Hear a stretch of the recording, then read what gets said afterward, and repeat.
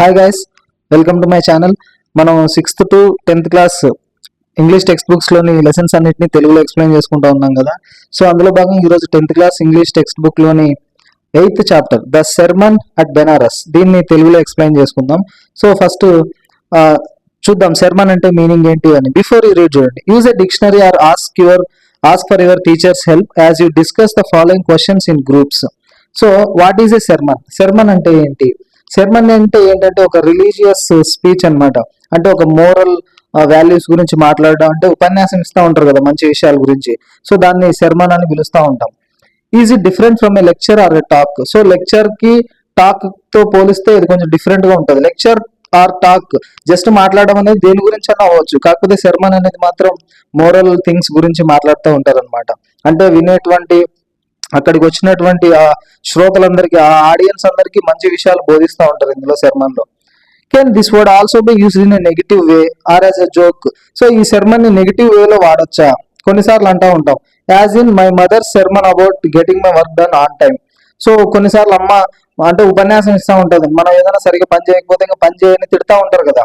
Some times దాన్ని కూడా మీ ఉపన్యాసం ఆపు అని సమ్ టైమ్స్ అంటూ ఉంటాం, యూజ్ చేస్తూ ఉంటాం. సో నెగిటివ్ వేలో కూడా యూజ్ చేస్తూ ఉంటారు some times. Find out the meanings of the words and phrases given in the box. So వీటి యొక్క మీనింగ్స్ తెలుసుకోండి. అఫ్లిక్టెడ్ విత్ అంటే దేని నుంచి అయినా ఒకదాని గురించి, అంటే ఒక ఇల్నెస్ తో పాటు అంటే అనారోగ్యంతో బాధపడతా ఉన్నా సో అఫ్లిక్టెడ్ విత్ అంటాం. సో ఒక దాని వల్ల బాధింపబడితే, అఫెక్ట్ అవుతాయి అని. బీ కంపోజ్డ్ అంటే ఏంటి? ఇరిటేట్ అయ్యే సిచ్యువేషన్ వచ్చినా కూడా కంపోజ్డ్ గా, సో స్ట్రెస్ ఎక్కువైనప్పుడు కూడా బట్ కోపాన్ని కంట్రోల్ చేసుకుంటూ ఇట్లా కంపోజ్డ్ గా ఉండడం అనమాట.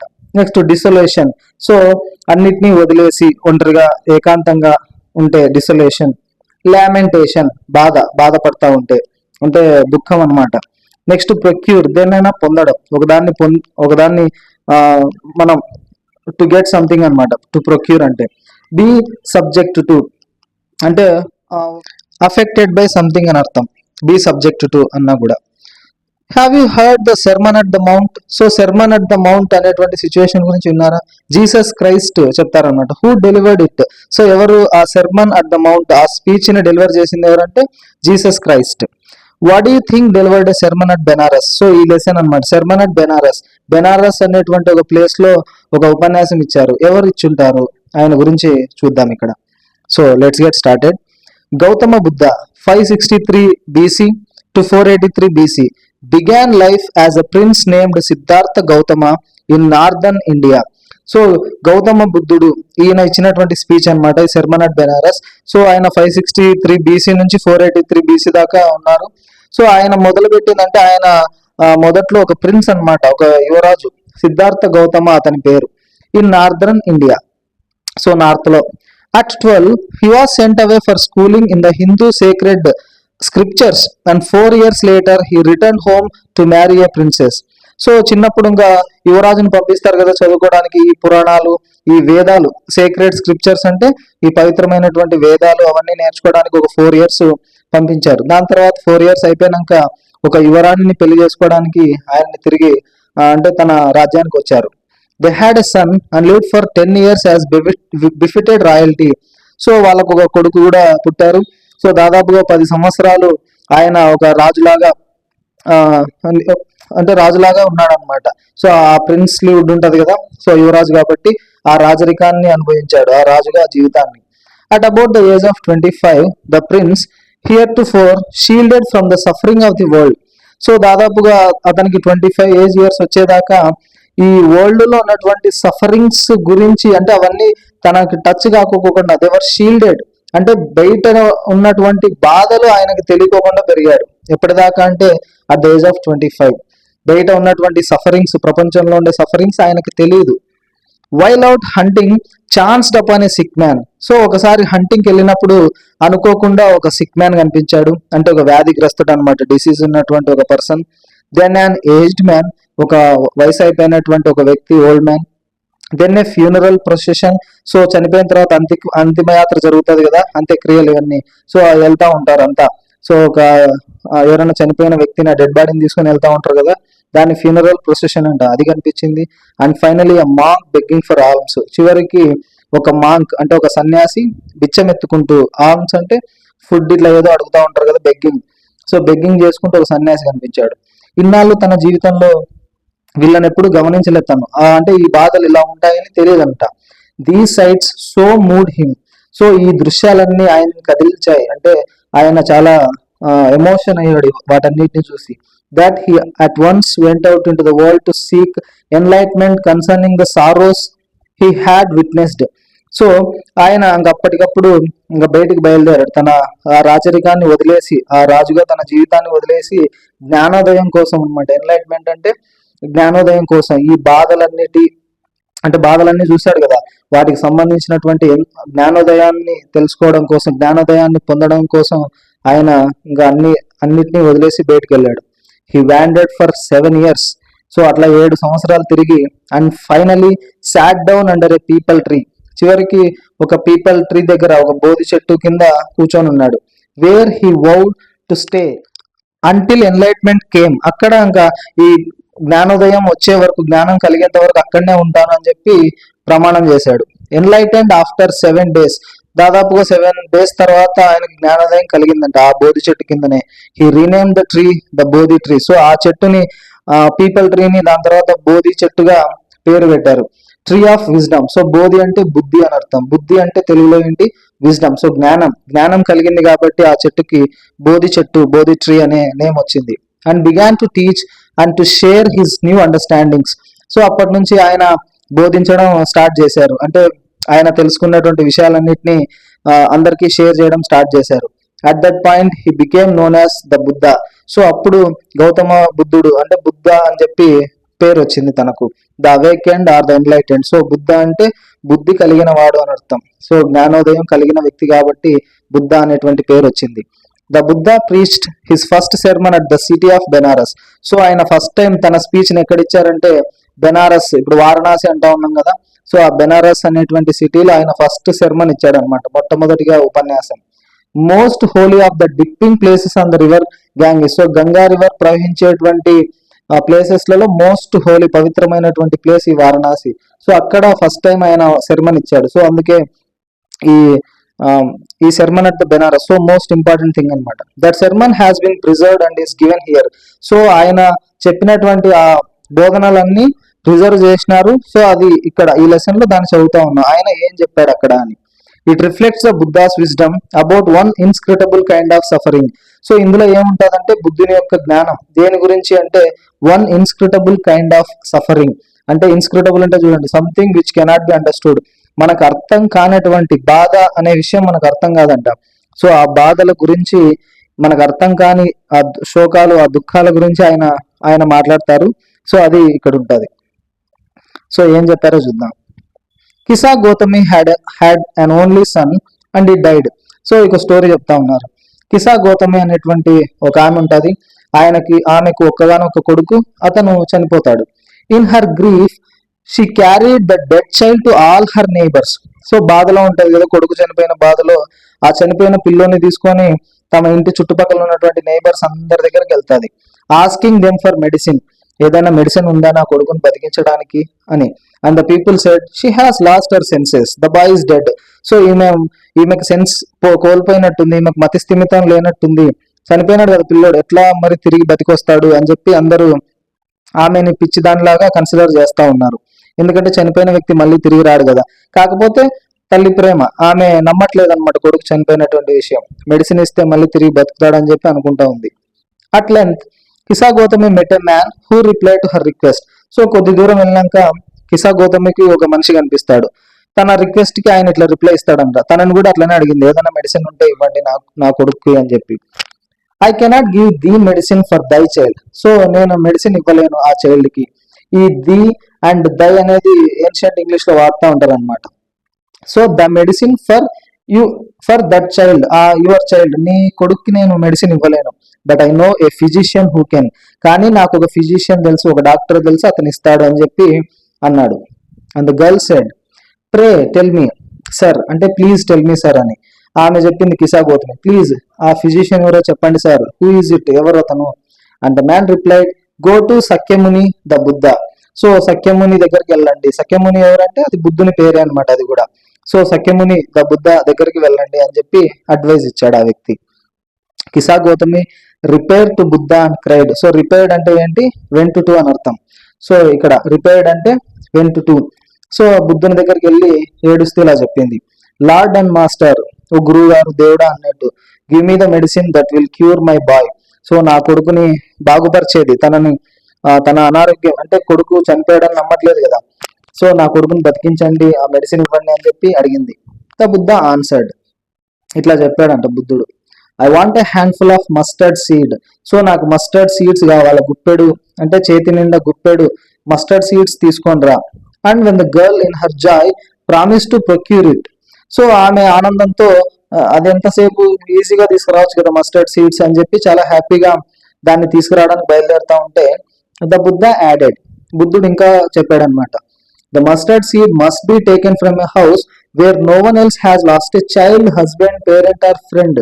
సో నువ్వు మస్టర్డ్ సీడ్స్ తీసుకురావాలి, ఆ అంటే ఏ ఇంటి నుంచి తీసుకొస్తావంటే ఆ ఇంటిలో ఇప్పటిదాకా ఎవ్వరూ చనిపోయి ఉండకూడదు, ఒక చైల్డ్ కానీ, హస్బెండ్ కానీ, పేరెంట్ కానీ, ఫ్రెండ్ కానీ ఎవ్వరూ చనిపోయి ఉండకోకుండా, అంటే ఆ ఇంట్లో డెత్ అనేది జరిగి ఉండకూడదు ఇంతకు ముందు, అటువంటి ఇంట్లో తీసుకొని రా అని చెప్పి ఆయన చెప్పాడంట. అటువంటి ఇల్లు ఎక్కడ ఉంటుంది, ప్రతి ఇంట్లోనూ ఎవరో ఒకరు చనిపోయి ఉంటారు కదా అంతకు ముందు. పూర్ కిసా గౌతమి నా went from house to house. So ఈమె పాపం కొడుకును బతికించుకోవాలన్న ఆశతో ఇల్లు తిరుగుతా ఉంది. And the people pitied her and said, so అందరూ జాలి చూపిస్తా ఉన్నారు, ఇంకా ఇట్లా చెప్తా ఉన్నారు, here is mustard seed, take it, తీసుకోండి మస్టర్డ్ సీడ్స్ అని ఇస్తా ఉన్నారు అందరూ. బట్ వెన్ షీ ఆస్క్డ్, ఈమె అడిగింది, did a son or daughter, a father or mother die in our family. So మీ ఇంట్లో ఎప్పుడైనా కొడుకు కానీ, కూతురు కానీ, ఫాదర్ కానీ, మదర్ కానీ ఎవరైనా చనిపోయారా ఇంతకు ముందు అని. They answered her, alas the living are few but the dead are many. వాళ్ళు బాధపడుతూ ఇట్లా చెప్పారనమాట, బతికిన వాళ్ళు కొద్ది మందే, చనిపోయిన వాళ్ళు చాలా మంది ఉంటారు. అంటే మన తాతలు, వాళ్ళ తాతలు ఇట్లా కన్సిడర్ చేసుకుంటూ పోతే బతికిన వాళ్ళు కొద్ది మందే, చనిపోయిన వాళ్ళు చాలా మంది కదా. Do not remind us of our deepest grief, మా బాధల్ని మళ్ళీ గుర్తు చేయొద్దు అని చెప్పి అన్నారంట. And there was no house but some beloved one had died in it. So ఎవ్వరూ చనిపోయినటువంటి ఇల్లు అనేది లేదు, ప్రతి ఇంట్లోనూ అంతకుముందు ఎవరో ఒకరు చనిపోయి ఉంటారు. Kisa Gotami became weary and hopeless. So ఈమె తిరిగి అలసిపోయింది, వేరీ అంటే అలసిపోవడం, అండ్ హోప్లెస్ ఇంకా నమ్మకం కోల్పోతా ఉందన్నమాట. And sat down at the way side watching the lights off the city. So road పక్కన కూర్చొనింది, ఈ సిటీలో ఉన్న లైట్స్ అన్నింటినీ చూస్తూ, చీకటి అయిపోయింది. As the flickered up and were extinguished again. So అవి వెలుగుతా ఉన్నాయి, మళ్ళీ ఆరిపోతా ఉన్నాయి ఆ దీపాలన్నీ.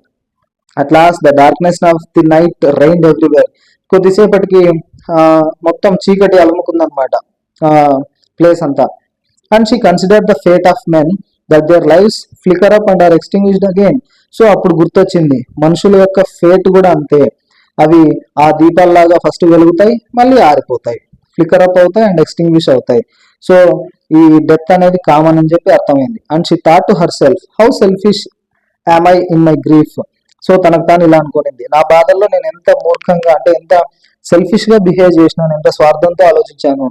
Death is common to all, నాకు మాత్రమేనా అంటే మా ఇంట్లో మాత్రమేనా డెత్ అనేది, అందరికీ ఉంటుంది, it's common.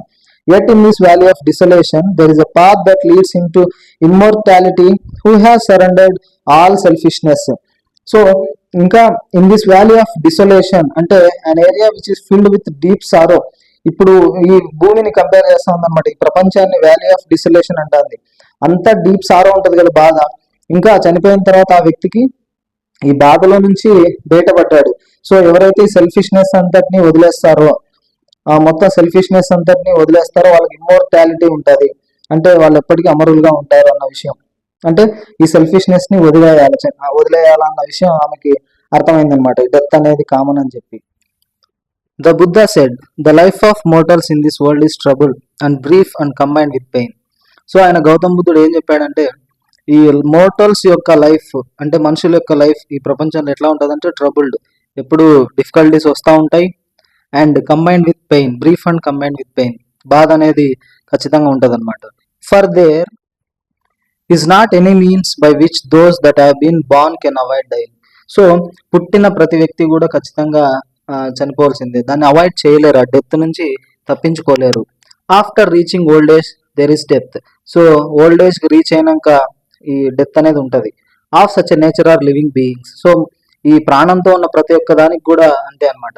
As ripe fruits are early in danger of falling, so mortals when born are always in danger of death.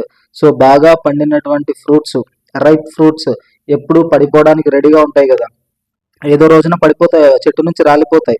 అదేవిధంగా మోర్టల్స్ కూడా పుట్టిన తర్వాత ఎప్పుడోసారి చనిపోవాల్సిందే. As all earth and vessels made by the potter end in being broken. So ఒక potter తయారు చేసినటువంటి మట్టి కుండలు, ప్రతి ఒక్కటి మట్టి పాత్రలు కూడా ఏదో రోజు పగిలిపోవాల్సిందే. అదేవిధంగా so is the life of mortals, పుట్టిన ప్రతి వ్యక్తి కూడా ఏదో రోజు చనిపోవాల్సిందే. Both young and adult, both those who are fools and those who are wise, all fall in to the power of death, all are subject to death. So young people కానీ, adults కానీ, fools కానీ, wise కానీ, తెలివైన వాళ్ళు కానీ, మూర్ఖులు కానీ, ఎవరైనా సరే చనిపోవాల్సిందే. Of those who overcome by death depart from life, a father cannot save his son. So ఈ చనిపోయేటప్పుడు అంటే దాన్ని దాటాలని చెప్పేసి ఎవరైతే అనుకుంటారో ఆ ఫాదర్ తన కొడుకుని రక్షించలేడు. నార్ కిన్స్మెన్ దేర్ రిలేషన్స్, బంధువులు వాళ్ళ అంటే రిలేటివ్స్ని ఎవరిని కాపాడలేరు.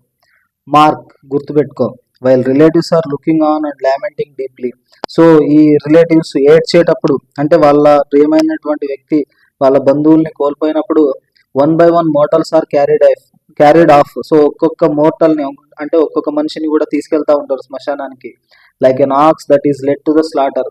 సో ఒక ఎద్దుని ఈ స్లాటర్ హౌస్కి ఎట్లయితే తీసుకెళ్తారో అంటే మాంసం కొట్టుకి ఎట్లయితే తీసుకెళ్తారో ఆ కళేబరానికి, సో అదేవిధంగా మోర్టల్ అయినటువంటి ప్రతి వ్యక్తి కూడా చనిపోతూ ఉంటాడు, చూస్తూ ఏడుస్తూ ఉంటారు, అంతే ఇంకేం చేయలేరు అనమాట. So the world is afflicted with death and decay.